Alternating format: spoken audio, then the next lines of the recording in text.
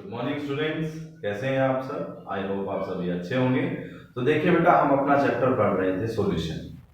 पिछली क्लास में हमने पढ़ा कि vapour pressure of solution of liquid in liquid means routes law for volatile solute. आज हम पढ़ने जा रहे हैं कि vapour pressure of solution of solid in liquid means यहाँ पर सॉलिड आपका क्या है, सॉल्यूट है, और लिक्विड क्या है आपका, सॉल्वेंट है। Is it clear? उसका मतलब है routes law for non volatile solute. और ये जो सॉल्यूशन आप बना रहे हैं दोनों ओबे कर रहे हैं किसके ऊपर बेटा, राउट्स लॉ को ओबे कर रहे हैं। तो इस सॉल्यूशन को आप क्या बोल सकते हैं, आइडियल सॉल्यूशन। तो देखिए, आप एक कंटेनर लेते हैं, क्लोज कंटेनर, आपने इसके अंदर लिक्विड डाला,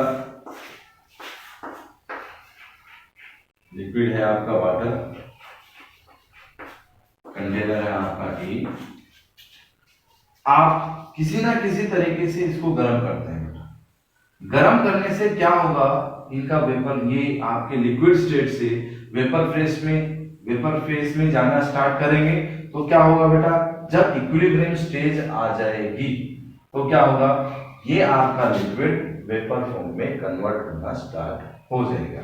तो क्या होगा, वो जो वेपर प्रेशर होगा वो किसके बराबर होगा आपका, directly proportional to XA means mole fraction of the solvent. Second case में आप देखते हैं कि आपके पास एक क्लोज कंटेनर है, आपने उसके अंदर कुछ नॉन वोलेटाइल सॉल्यूट डाले हुए हैं, जिसको आप क्या बोलेंगे बेटा, that is non volatile solute. ये क्या है आपके पास, liquid, this is volatile solvent. ये आपके पास क्या है, वोलेटाइल सॉल्वेंट। कंटेनर है आपका बी। अब एक बात आप नोट करेंगे कि जैसे ये इक्विलिब्रियम स्टेज पे आता है तो ये किसके डायरेक्टली प्रोपोर्शनल है, vapour pressure directly proportional to XA। अब ये जैसे ही आपके इक्विलिब्रियम स्टेज पे आता है तो ये किसके इक्वल होगा बेटा, PA XB। ओके, देखिए इसमें क्या नोटिस कर रहे हैं आप, इसमें जो आपका वेपर प्रेशर हो इंक्रीज हो रहा है। क्या हो रहा है, वेपर प्रेशर इंक्रीज होने से ये जो सॉल्यूशन का लेवल है ये डिक्रीज हो रहा है। बट इसके केस में ऐसा नहीं हो रहा, यहाँ पर आपका वेपर प्रेशर डिक्रीज हो रहा है और ज्यादा जो लेवल है सॉल्यूशन का वो ज्यादा डिक्रीज नहीं हो रहा आपका। किसकी वजह से, नॉन वोलेटाइल सॉल्यूट की वजह से। अब देखिए, अब यहाँ पर जो वो आपका वेपर प्रेशर जो डिक्रीज हो रहा है, यहाँ पर जो वेपर प्रेशर डिक्रीज हो रहा है वो किसकी वजह से हो रहा है, वो आपका डायरेक्टली प्रोपोर्शनल किसके बेटा, मोल फ्रैक्शन ऑफ द सॉल्यूट के बराबर है। अब हमारा क्वेश्चन ये अराइज होता है कि वो किस तरीके से उसके ऊपर डिपेंड करता है, मोल फ्रैक्शन ऑफ द सॉल्यूट के ऊपर, जो आपका वेपर प्रेशर है सॉल्यूशन का। तो आप उसी चीज को आप प्रूव करने जा रहे हैं, मैथमेटिकली उसको प्रूव करते हैं। चलिए देखते हैं कि कैसे आपका जो वेपर प्रेशर है सॉल्यूशन का वो मोल फ्रैक्शन ऑफ द सॉल्यूट के ऊपर डिपेंड करता है। तो देखिए बेटा, आपको ये पता है कि PA directly proportional to XA। Clear बेटा? आप जैसे ही प्रोपोर्शनलिटी का साइन हटाते हैं आपके पास एक कांस्टेंट टर्म आ जाती है P नॉट A। ये बात क्लियर है बेटा?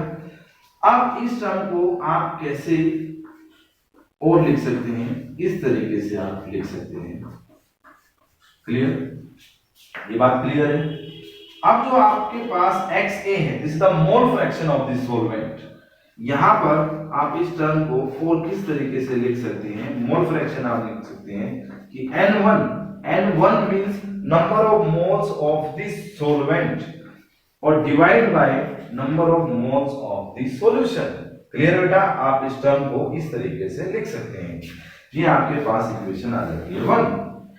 अब इस इक्वेशन को आप क्या करेंगे, 1 से दोनों साइड सब्ट्रैक्ट कर देंगे। ओके बेटा? तो क्या आएंगे आपके पास, इक्वेशन 1 को दोनों साइड से आप क्या करेंगे, 1 से सब्ट्रैक्ट कर देंगे, आपके पास ऐसे कुछ इक्वेशन बनकर आ जाएगी।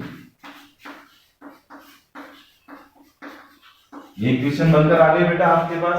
अब इस इक्वेशन को आप सोल्व करेंगे आगे, आपके पास आएगा ऐसे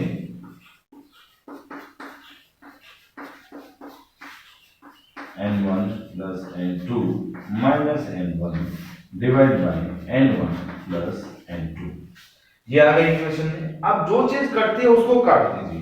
यहां से n1 प्लस का है और n1 माइनस का इधर, तो n1 को आप कैंसिल कर सकते हैं, काट दिया आपने। p nought a divide by p nought a equals to आपके पास क्या आ गया बेटा, n1 प्लस n2।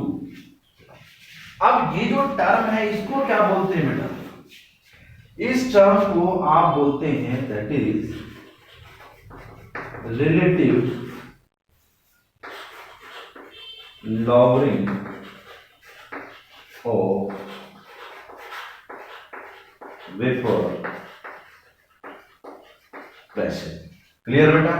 और ये टर्म क्या है बेटा, ये टर्म है आपकी that is mole fraction of the solute. Solute का मोल फ्रैक्शन है। तो जैसे ही हमने वहां पढ़ा था कि जो वेपर प्रेशर आपका डिक्रीज हो रहा है सॉल्यूशन का, किस केस में बेटा, कंटेनर बी की बात कर रहे हैं कि उसके अंदर आपने सॉल्वेंट के अंदर नॉन वोलेटाइल सॉल्यूट डाल दिए थे और उसमें आपने आपको क्या कहा था कि जो वेपर प्रेशर है सॉल्यूशन का वो डायरेक्टली प्रोपोर्शनल है किसके बेटा, मोल फ्रैक्शन ऑफ दिस सॉल्यूट की। तो वो चीज हमने प्रूव की है कि किस तरीके से वो वेपर प्रेशर जो डिक्रीज हो रहा है वो किसके डायरेक्टली प्रोपोर्शनल है, आपकी मोल फ्रैक्शन ऑफ दिस सॉल्यूट। वो इस तरीके से प्रूव हुआ बेटा कि ये क्या आपका relative logarithm of vapour pressure किसके डायरेक्टली प्रोपोर्शनल है बेटा, कि मोल फ्रैक्शन ऑफ दिस सॉल्यूट। यहां पर एक टर्म और है बेटा P नॉट A और PA। यहां पर हम लिख देते हैं कि ये जो है आपका P nought A minus PA। इस टर्म को आप और क्या बोलते हैं, इस टर्म को आप बोलते हैं that is logarithm vapour pressure. Okay बेटा। Relative logarithm of vapour pressure के बारे में आगे भी हमें पढ़ना है कोलिगेटिव प्रॉपर्टीज के अंदर। तो ये मोस्ट इंपोर्टेंट प्रॉपर्टी है बेटा, इसको ध्यान रखिए। आगे भी इसके बारे में हम पढ़ेंगे, इसके बेसिस पे काफी न्यूमेरिकल आते हैं।